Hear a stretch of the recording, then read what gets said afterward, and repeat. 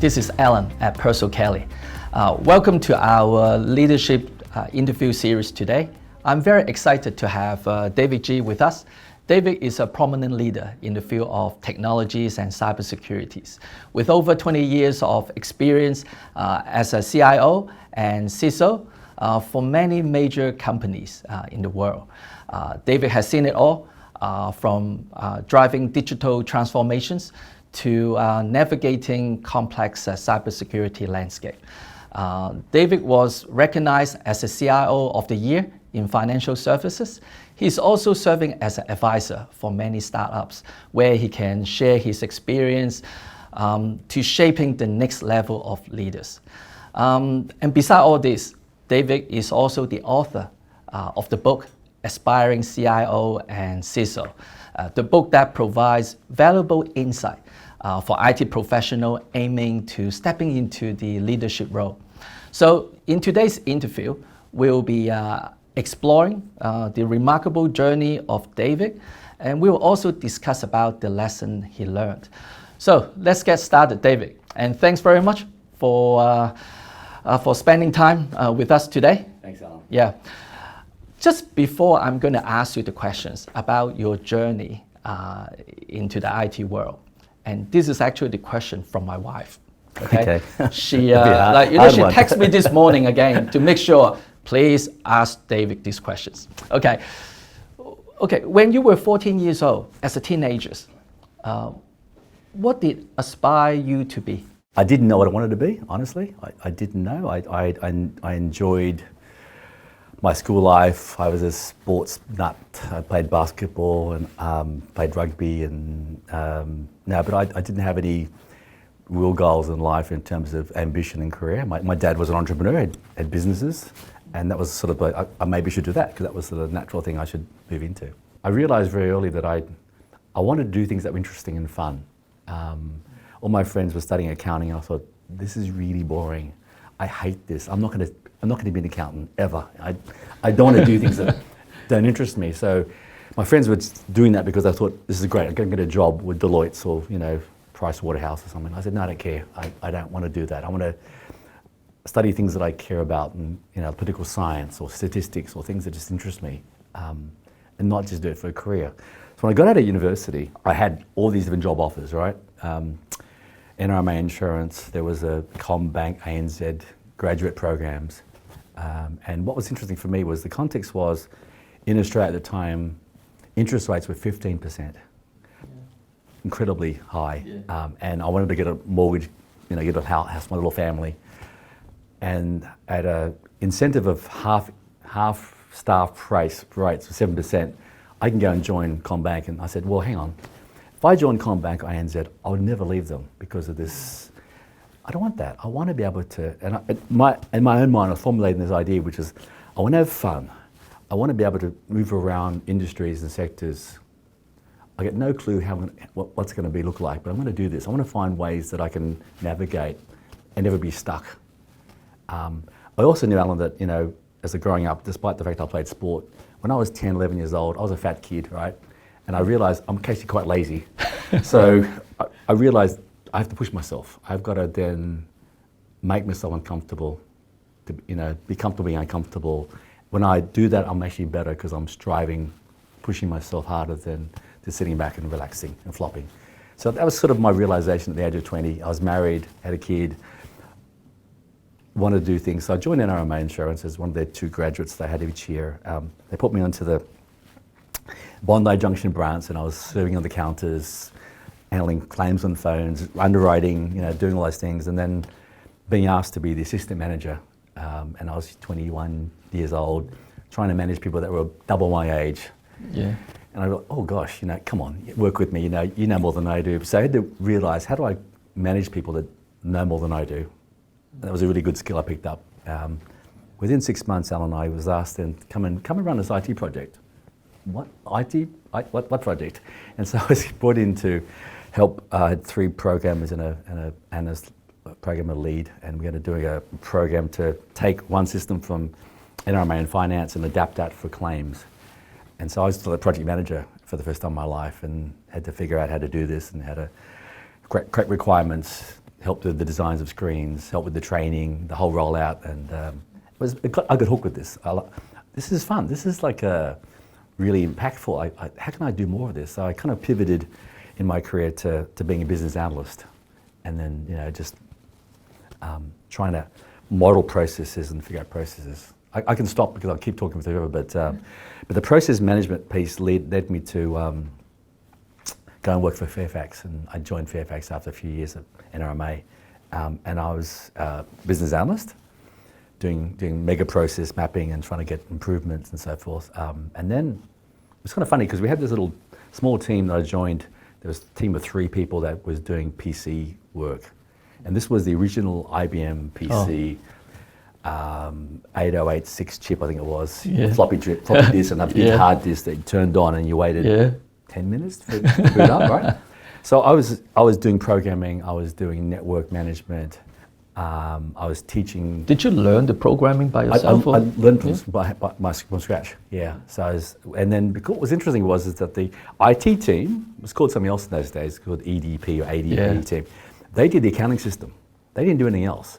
So in the PC team, we do all the inventory systems and really cool things around marketing and digital things that were fun. So we had this, a couple of PCs we shared. We had this IBM PC.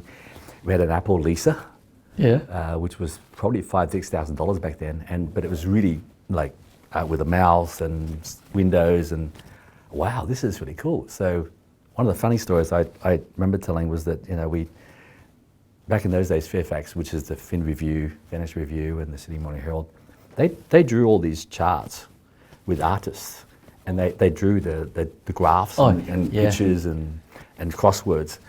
And we said, actually, I know you guys have unionized, but actually, you can click, click, click, and you can just create that chart in a few steps, even on the Apple Lisa. And I suddenly realized, oh my gosh, digital change, it's going to happen. It just took 10, 15, 12 years for got into place in these big organizations, but you can kind of see the future. And it was, really a big moment for me. How did you, become, a CIO and CISO? Great question. I got there by happen chance in many ways, because I think, as I joined this company called Pioneer Concrete. I had moved from Fairfax after 3 years. Pioneer Concrete had me as the PC manager. I was managing, early days of PCs being adopted and buying PCs, networking PCs. Within about 6 months of me doing that job, I was about 27. 6 months of me doing that job, and I had a team of 3. They suddenly said, David, we're going to fire the application development manager, and you're going to become that person. And I was 27 years old. Mm-hmm. You've got a team of 45 people working for you. And I was like basically second in charge.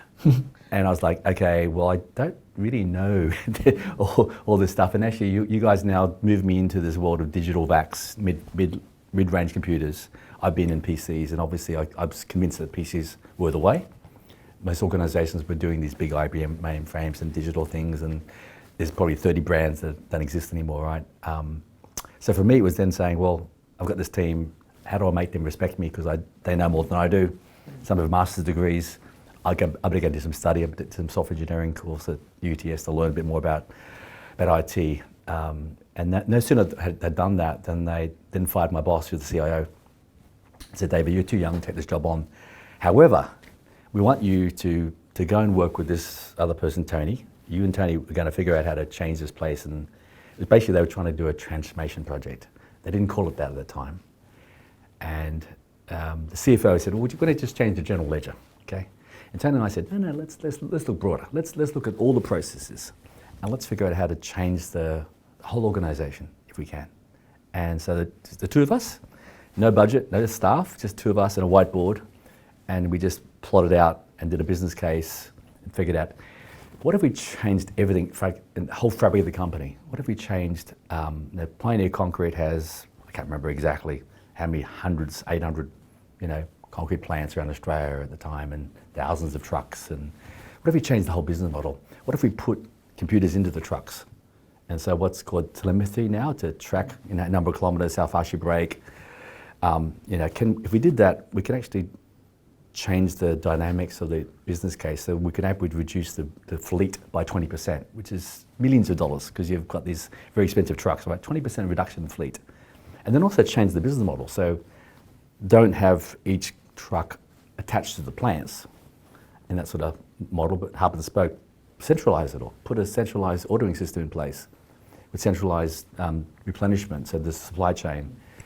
So this was in the 80s, so it was pretty early days. And so that all was my first transformation. We changed every single process, every single system.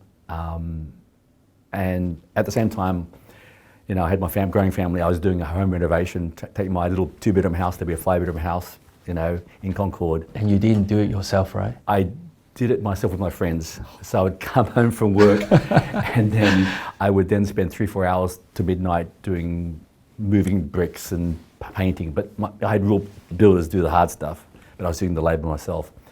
So I was doing mentally all this really interesting design concepts, you know, architecture, transformation lead. And that got me really hooked.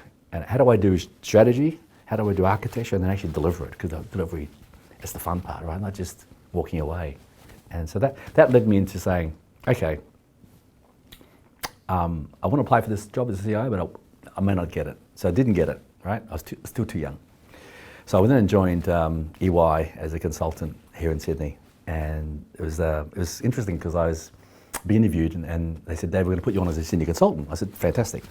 I love transformation. I love doing strategy. I love implementing that strategy and making sure we deliver the benefits. And so I want to make a deal with you. I want to be a partner within 2 years.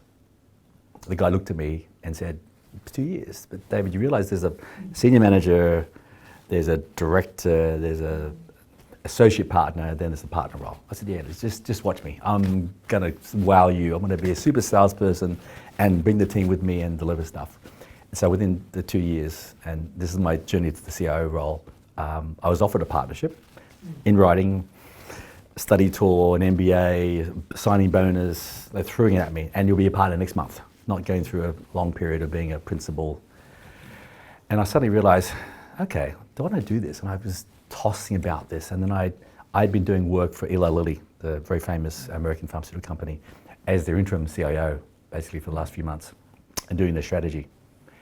And I told them, by the way, I'm really sorry, I'm going to take this offer on to be a partner. And they said, no, please wait. We'll give you an offer to be a CIO with us. Oh, no, I'm not trying to negotiate, no. So they came back and said, tomorrow we'll come back with an offer to you. And what we're going to do is we want to put you on a path to put you through an MBA as well. Once you finish that, send you overseas to China or Hong Kong or Japan or US, which is what I did.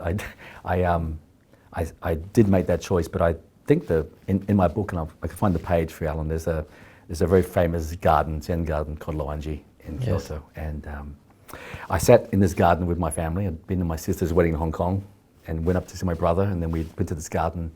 It was winter, so it was quite cold. But in the garden, there's 13 or 14 rocks that are positioned, and the shadows, and you can see them. And so my kids looked at these rocks, and they were seeing turtles and sharks and, you know, alligators and different shapes. And I was seeing NRMA Insurance, Fairfax, Pioneer Concrete, and then this big rock. I said, okay, that can't be EY, because EY will be a short career for me. I don't want to be a partner, I think, because if I be a partner now, I'm 33 years old, 34 years old, I'm going to mentally retire and maybe be, you know, that fat guy again, right? Just relaxed and protecting my turf. I want to keep growing, which is back to my original point around growth. How do I keep growing? Actually, this other path will take me out of my comfort zone, because it'll force me to you know, go back to different countries. I'm third generation Australian-born Chinese. I don't speak Mandarin. That can be interesting, right? So I made that decision in that garden while my kids were seeing this. And my wife said, what did you see? I said, I've made a decision. I've got these 3 job offers. I'm going to choose to be a CIO. So it was kind of a cathartic moment for me to take that path and then go down the path of being a CIO in Australia, and then Australia, New Zealand. And then they said, oh, can we also have you, you know, as a CIO, also do consulting? I said, sure. So we're doing healthcare consulting to the New Zealand government, because it was like, I do consulting, sure. And there was a big push on not just selling medicines, but also doing disease management and trying, you know, take the medicines and encase that with other treatments. So anyway, I did this job. I then moved to to Shanghai. Sorry, I apologise.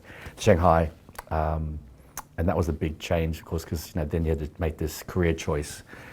Oh, I can go to Shanghai, but my son's just studying comm law at New South Wales. I'm not coming. My daughter says, I'm not coming. I'm in MLC's, studying, and I'm going to stay. And I was horrified. I said, well, this is a great moment for us to, you're fourth generation Australian-born Chinese, go back to live in China. Rediscover your roots, maybe. No, I'm not coming, Dad. And she was 14, 15 years old with, hormones coming out, boys chasing after her, and I was all horrified, and she wanted to go to parties, and I said, how can we leave you in Australia? That's, as a parent, that would be bad for us to consider that. So we sat down with them, at our family boardroom meeting, and they said, well, Nathan has to stay in Australia because he's studying comm law and he's just starting up. Younger son, Jeremy, got no choice, he's coming to Shanghai with us, and he'll go to a nice private school. Amber, we want you to come. You're telling me that you don't want to come. Well, what's going to happen here is that we'll take a chance here. We'll put you in an apartment above your grandparents so I can take this career opportunity. It may not work, right? If it doesn't work, then I can resign. I can find a job. I'm very confident in my ability to find another job. But let's take this opportunity and see what happens.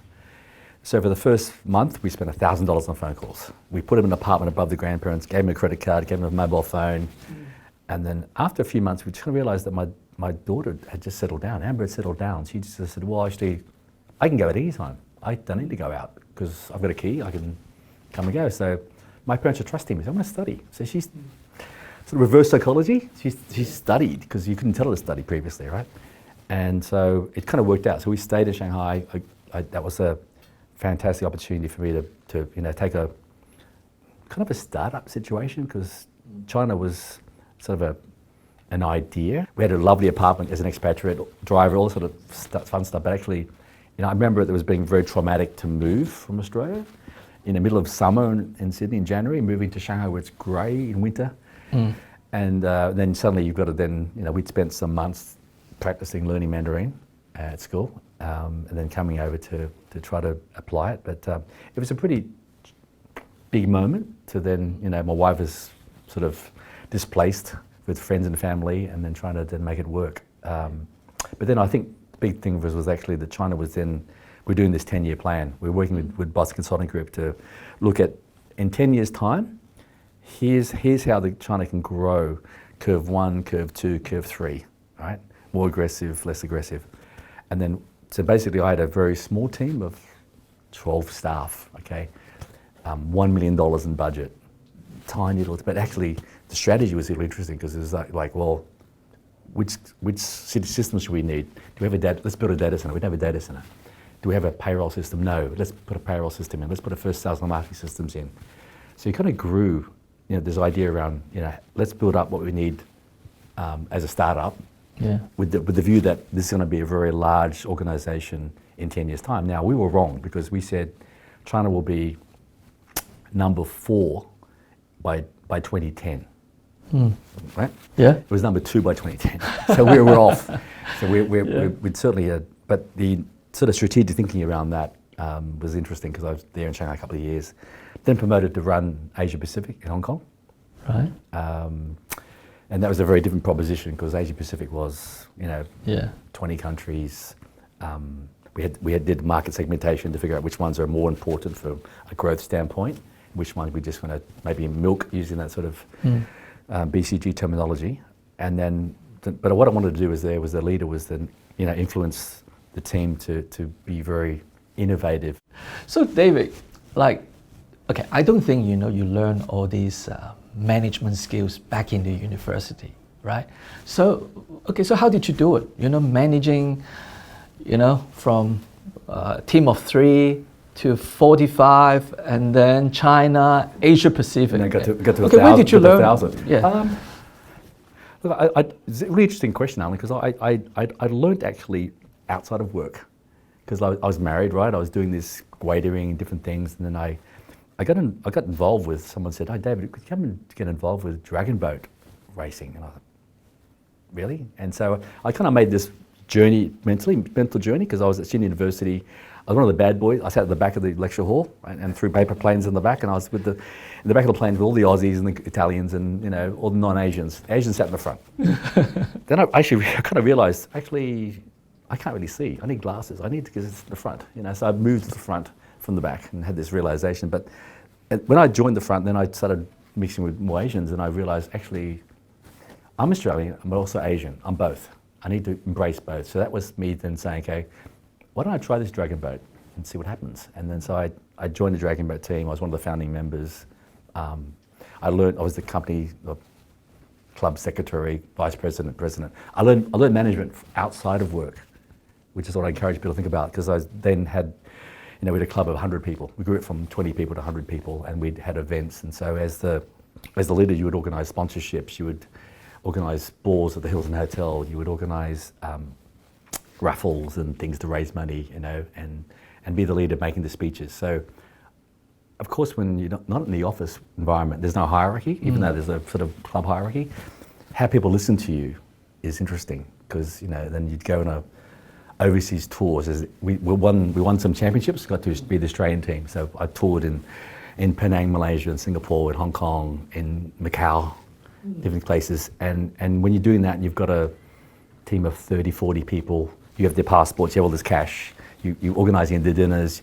I just learned logistics of being a manager, right? And managing people and asking people, I want you to do this. I was also paddling too, right, at the same time. But I wasn't the captain of the team, I was just a paddler. So I applied all those sort of skills, I think, into work, which is how do I get people to follow me and be inspired rather than being told. No one likes to be told. Yes. And so that was one thing I learned from the sports side. And then, in my book, I quote, you know, you must inspire yourself first before you want to inspire others. And how do you inspire yourself? You've got to think about what's the higher cause, what am I trying to do? You know, whether if I'm a CIO, how do I get everybody in my team to be innovative? Doesn't matter if you're the help desk person, I want you to be innovative. That's my inspiration. That was my thing.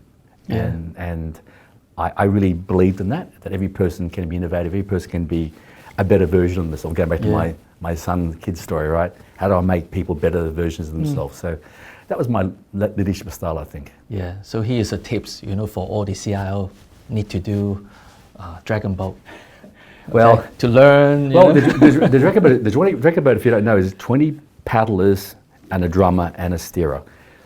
Essentially, if you have people not in sequence on the boat, you go slower, not faster. Yeah. And so teamwork's massively important. And so I talk about this, you know, in my book, right, which is I call the algorithm. And I picked this up during my career, is that, you know, as a leader, you inherit a team. Sometimes you get a chance to build a new team, but not always. You might come back and get some help, right? Professional help. I need to hire some people. But you get this team. Now, this team consists of David. He's 3 out of 10. He's not that good. And he works with Alan. Alan is a superstar. Like, he's 8 out of 10. Okay. And there's another person called Bob. Now, there's all these different people. They work together. 3 out of 10, 8 out of 10, 5 out of 10. As a leader, my job is really simple. My job is to make Alan lift up to be a 9, David to get to be a 6 rather than a 3. And then make sure that all of them are working as a team in terms of teamwork rather than being political or nasty or chipping at each other, right? When you're doing that, it actually distracts. And your outcome, the algorithm, gets lower. So I coach you to be best, the version of yourself, me to be the best of myself, and then actually I look great because I'm getting more output out of my team. And so it sounds like a theoretical thing, but actually I quote this in my book, which is the 2016 Olympic Games in Rio.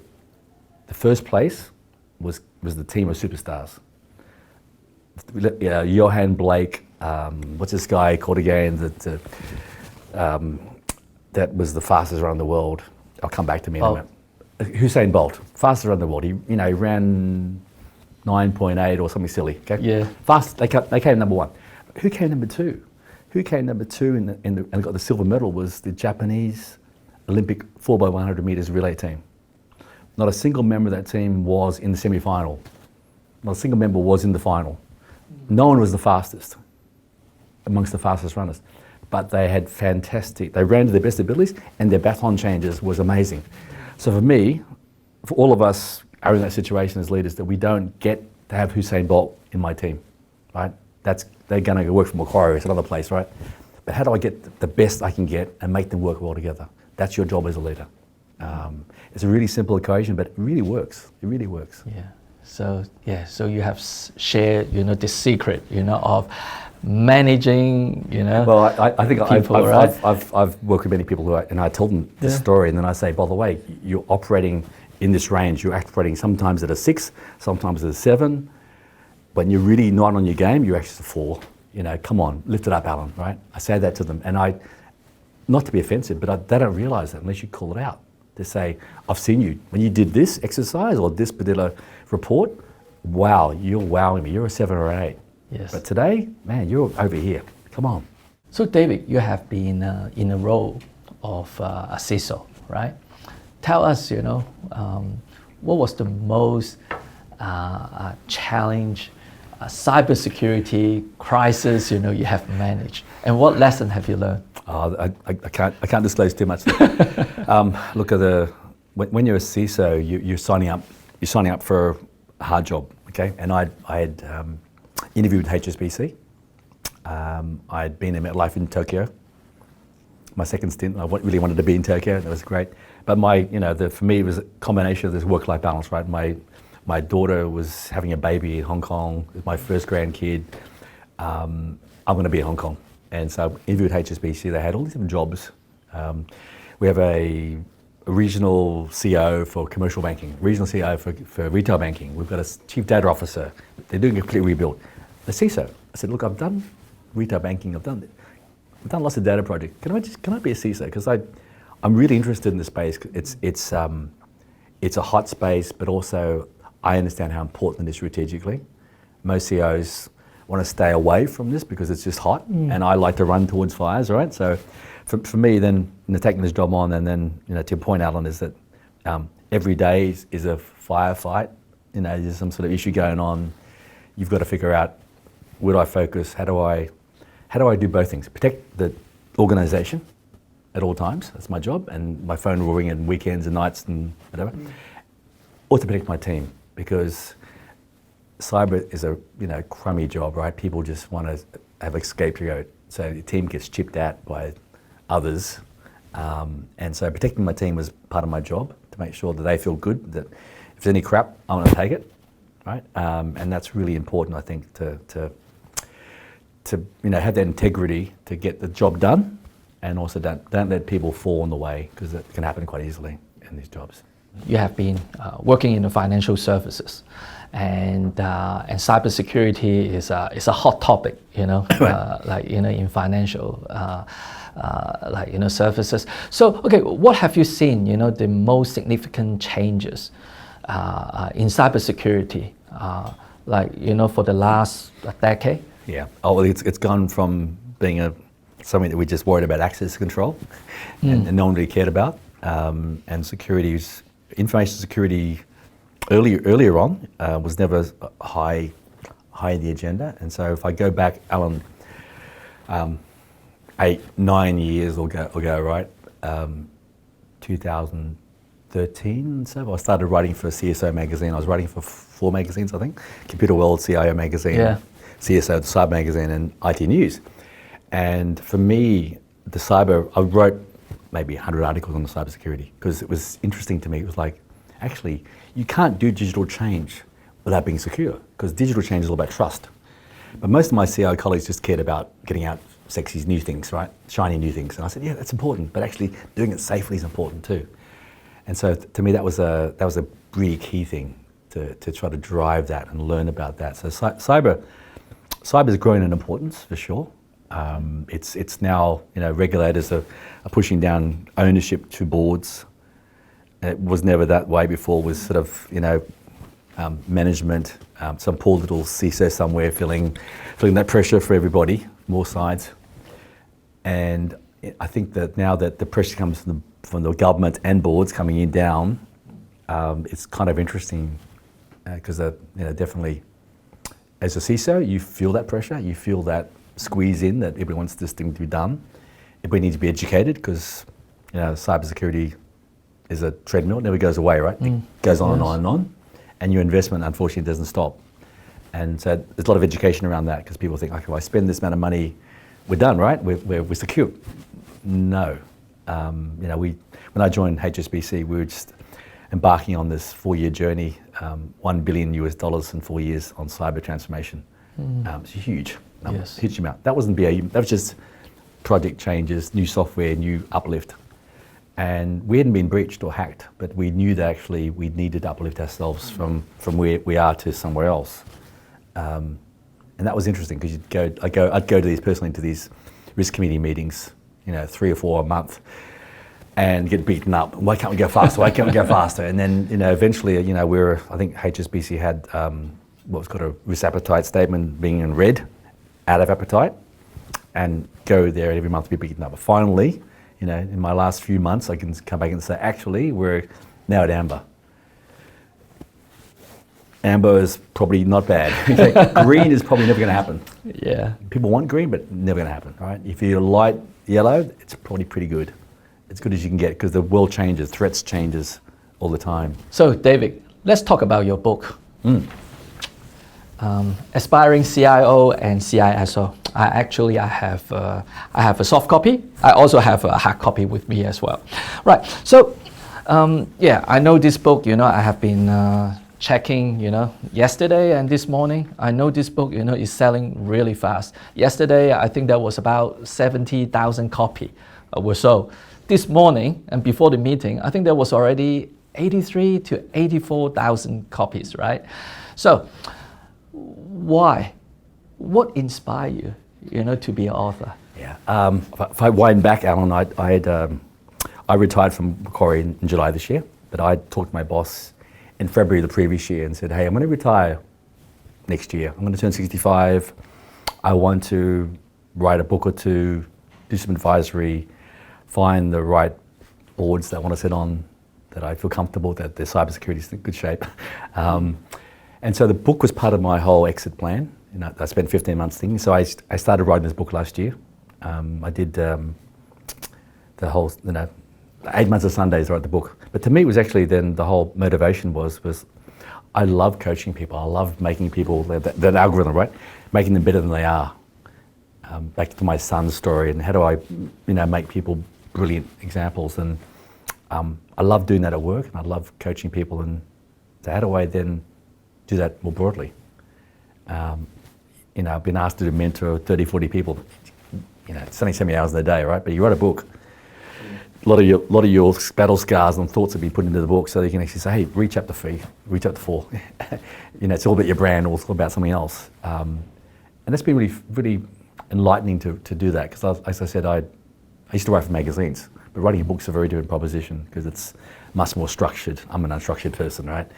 And then you got to then up front, the publisher asks you to define all your chapters up front, and how many pages, and what do you mean? Is it 15, 20 pages? And you haven't written a single word at that point in time. So it's a really interesting experience to go from writing through the promotion stage, and then launching, and then seeing it take off in certain countries. And so, like I said, got to #1 in Australia a few times, in Dubai, in Japan, and Singapore. And I've been to Singapore twice, right, to promote it and run some sessions, but some of the other countries I've not done anything. I don't know. I know 3 people in Dubai. Okay, so it's kind of fun to say, okay, it's resonating. The message is resonating. The word of mouth, people tell other people to buy it, and a lot of people buying it who are non-tech people, because they say it's good career advice. It's kind of heartwarming. Yes. And so those little stories I get, and people, I was getting 20, 30 LinkedIn requests a day from people that would read my book and want to link it with me and ask me questions and stuff, which I said, sure, I just answer your questions. But you feel good about that when people, say, I got a job, I use your guidance, and went through interviews and got another job. And I was like, wow, that's so cool. And who are these people, right? Yeah. It's fun. It's really fun. So could you share with us 1 or 2 lessons, okay, or advice, from your book, which readers, should focus, in their career? Now, it's interesting. I talk a lot about, in the book, skills, knowledge, experience, behavior. I think it's actually on the cover, actually. Career guide, developing your leadership skills, knowledge, experience, behavior. Now, your skills and knowledge are very natural things to do because we want to have, learn certain skills and read about books and do courses to get knowledge, accreditations and so forth, right? And all of us early in our career, we focus on those things. They're really important that we get this cybersecurity accreditation and we do this course or master's course. And what I advise people is that's really important. That's your foundations. However, when you get to senior C-suite roles or even close to that, because not everybody wants to be C-suite. Some people are happy to be base camp, right? When you get to the C-suite and get the up the mountain, it's kind of cold, a bit sharp rocks, and the air's not very good. Yeah, you need to wear a mask. So people sometimes have a base camp. So how do you then build yourself up to say, what are the experiences and behaviours that these people above me have? Now, if you think 2 jobs ahead, so if you're an analyst, 2 jobs ahead might be being a director. It might be an architect. What is that architect doing that I'm not doing around experience behaviour? Okay, I'm an analyst, so I can't do a global architecture strategy or a global architecture roadmap, but I can volunteer. I can volunteer to say, I'm really interested in being an architect. Can I be on your task force as you're doing a refresh of your architecture? Can I try some stuff like I did outside of work, to practice management outside of work and bring it back into work? You find those experiences and there's chances to practice your behaviour and role model that and say, that's a really good example, that's a really bad example. How do I put that into my own sort of Frankenstein model of myself? And then you take that forward. So to me, that's one thing, is build up things that stretch you, make you uncomfortable. And I used the example, Alan, when I was my 27-year-old version of myself and promoted to this first job to manage 45 people. Public speaking scared the bejesus out of me. I would never want to volunteer for that. And I realised that I said, actually, I want to be good at this. How do I start to volunteer to do a smaller session of 10, 20, 30 people workshop, in conferences, then do 100, 200, 300. I've spoken to 5,000 people in different countries. And it doesn't scare me. I don't have any notes. I just talk, right? But I've learned that. I needed to be good at that and to confront that as one of my weaknesses to make it into I think, not a strength, but I'm okay at it, right? And so trying to understand what those things are, stretch yourself and then say, I want to be that, whatever that is, a great negotiator, great whatever it is, and that's what's required for this job. And I want to go and practice that. In your book, you share a lot about the challenges, being a CIO or CISO. If I ask you, you need to give just one piece of advice, to CIO or CISO, what would you say to them? Might be some slightly different advice, but there's also some generic advice, I think, around both. Look, I think, bring your people with you is important. I've seen some bad leaders and good leaders, and so some of them are just very technical or just care about certain things and they don't bring their people with them. People want to be led, people want to be inspired, so do that for sure. I think for all of us, we want to make a difference, right? So how do you make a real difference to your business? Because your roles matter. So figure out what that means to make a difference, and then and be transparent about it. I think the transparency is really important. I think one of the things, Alan, I referenced in my book is the 90-day plan, right? There's a 1-page plan that I would document and say, I've just got this new job. I want to make sure that I focus on the right things around people, process, technology. How do I document that across 30, 60, 90 days, and then make sure I don't do page 2 because that's not in scope. And then I actually then commit to this and say, actually, boss, staff members, peers, this is my plan. Yes. Now it's kind of novel. Wouldn't have done that, right? Because people go, oh, that's interesting. David's actually, he wants to focus on the strategy. He wants to focus on rebuilding the team. He wants to focus on, fixing things that are broken. Wow, he's focused. I'm role modeling what I want them to do as well, right? Yeah. And so all these things I think have been learnings I've found the way, and it usually works. Yeah, I really like the way you mentioned you focus about people. Yeah, because I do see many leaders, they're probably just missing out that element. Yeah, people make you look good, make you look bad, right? So I choose to trust my team. I choose to be transparent with them, maybe over-transparent, overshare, so they know what the context of things. So this often they won't hear what management's doing or the board's doing. So I'd share. I said, this is what the situation is, and this is good and bad, right? So I'm not judging, just telling you what the situation is, so you can actually understand that and support the position. Because I think there's no point in me trying to be the hero, banging my chest and trying to get some stuff done. If my team is also on the same journey with me, then actually we're going to make more progress.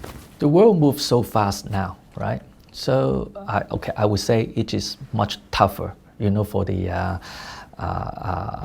for the young generations, especially IT professional, starting out today.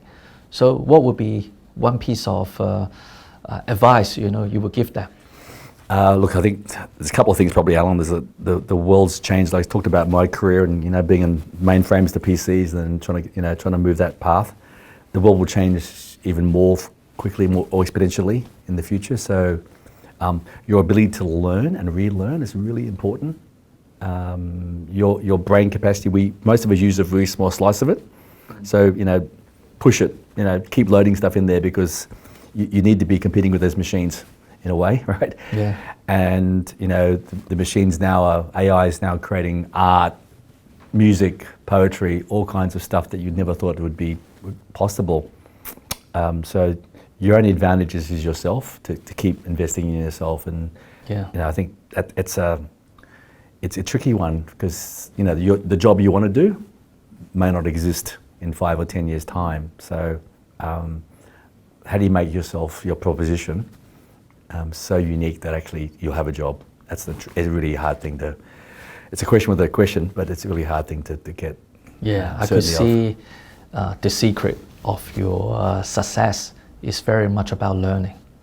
Learning, being for sure, but for learning for sure, and then not resting in my laurels, not assuming that I'm good enough, or have done enough. Challenging yourself. Challenging myself, is part of my DNA, and I think that's something that's been good for me. Not everybody, of course, would maybe want to do that, but it's been how I've driven myself and motivated myself, and then figure out, okay, today what's really important is this. If I can get that done, I'll just go home because I'm done, right? Yeah. And that's the what's called in Hindi drishti, the yoga word, right? Your focus.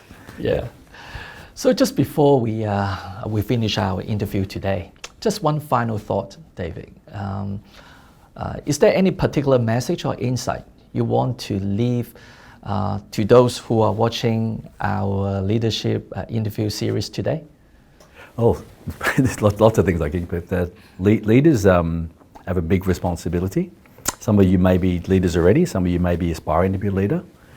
And so understanding what that means and how do you really and truly provide that positive environment, because you create this environment, right, that your team works in.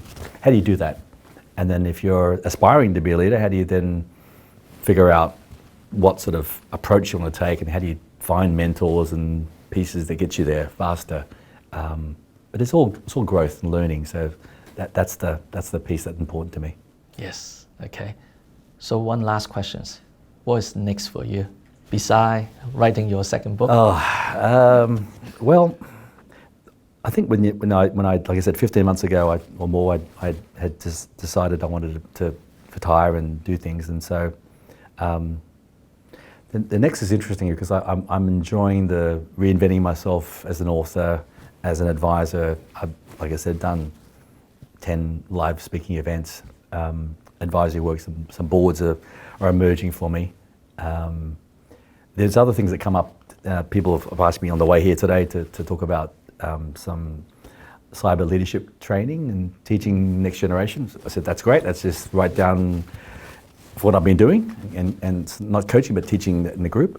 I think there's many things like that will come up and appear, Alan. I think I'm very open to that. I've startups and stuff are asking me as well. So I think I've got different things that use different parts of my brain, and that's fun because that's a part of the portfolio, which is you're not doing the same thing every day. You're doing different things every day, and it's fun. I'm doing some. doing recruitment as well, right, for cyber. And that's interesting because, you know, I use part of my brain where I've loved recruiting people. And then so, you know, having the opportunity to get on the phone and speak to Alan and ask some really hard questions in 5 minutes and say, no, this is probably the wrong position for you or the wrong culture for you and trying to make that fit is fun. I'm enjoying that. You're hired from us now. Thank you so much. Thanks, Alan. Okay, David. Appreciate it. Okay. And thanks very much watching our leadership interview series today. And we hope to see you soon. Thank you.